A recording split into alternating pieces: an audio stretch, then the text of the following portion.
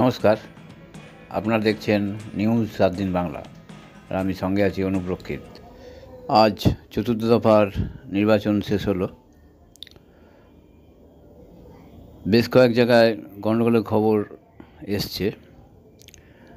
এরপর ভোট আছে 20 মে পঞ্চম দফার।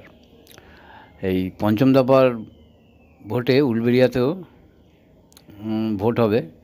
এই কেন্দ্রে এবার 12 জন প্রার্থী প্রতিদ্বন্দ্বিতা করছেন। জেলা নির্বাচন দপ্তর সূত্রে জানা গিয়েছে, এই আসনে মূল লড়াই হয় বিজেপির অরুণোদয় পাল চৌধুরী এবং জাতীয় কংগ্রেসের আজাহার মল্লিক ও তৃণমূল কংগ্রেসের সাজদা আহমেদের মধ্যে।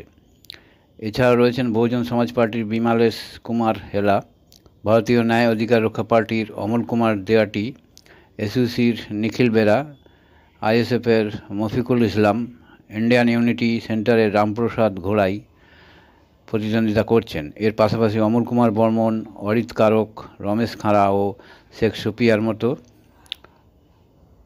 নির্দল প্রার্থীও প্রতিদ্বন্দ্বিতা করছেন এই কেন্দ্র থেকে।